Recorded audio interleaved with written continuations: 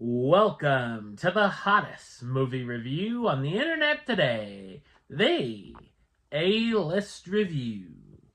I'm your host, the Game Changer, Wes Troop, and it's time to go back to the theater. And it's time for yet another Disney live-action remake. And of course, this one has absolutely no controversy surrounding it.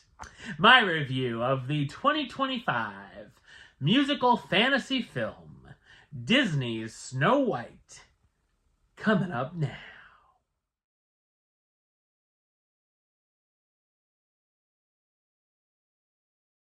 Snow White, a princess, joins forces with 7 dwarfs to liberate her kingdom from her cruel stepmother, the evil queen. So what did I think of Snow White 2025?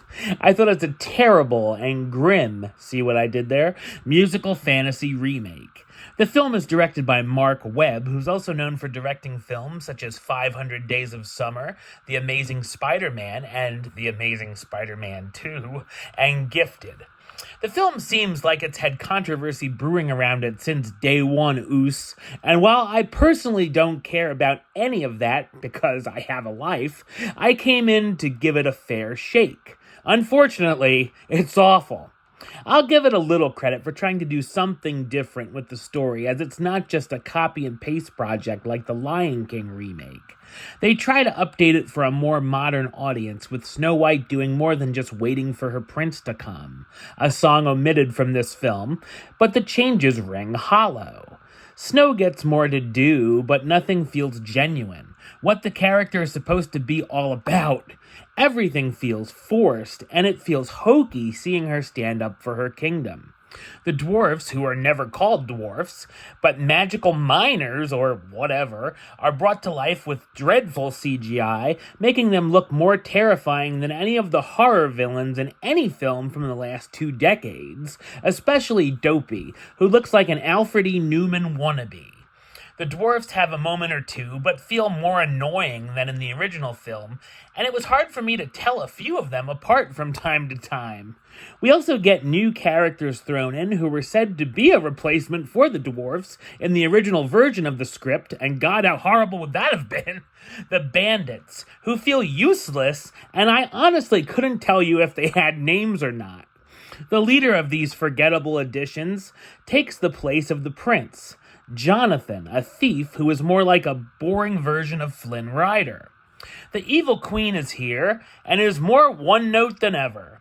They even ruin her transformation into the old hag, where it's done so abrupt you're like, that's it? The old witch version also doesn't look that scary, and in a laughably bad choice, she doesn't even really disguise her voice. In fact, I feel like the only characters that I did like were the forest animals because they were cute and silent. The story follows much of the original tale, with the queen being jealous of her stepdaughter when she's told by her magic mirror she's actually now the fairest of all.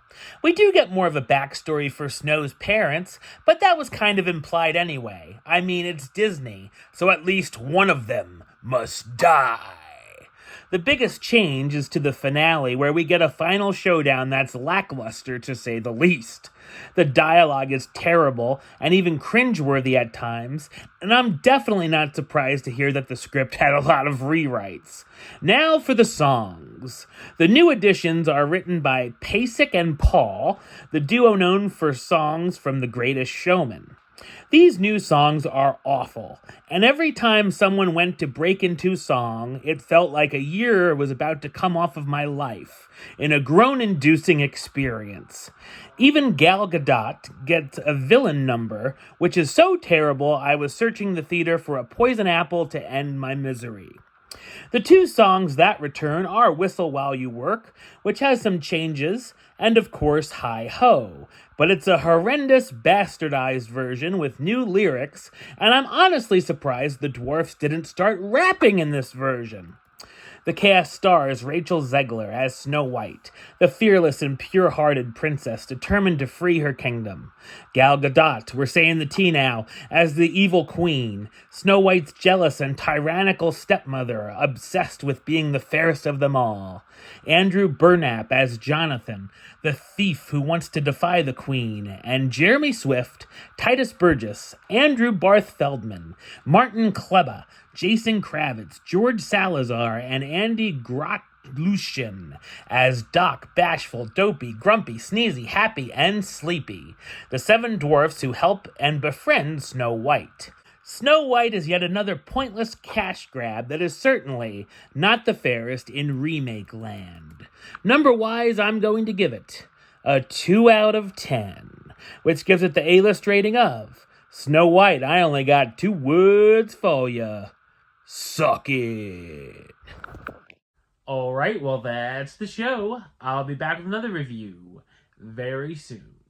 But until then, don't forget to like, comment, and subscribe right here on YouTube. YouTube.com/WestsideOf515. Like the show on Facebook, Facebook.com/WestTrueBaylist.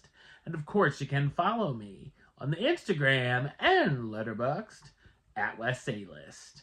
Until next time, Troop out.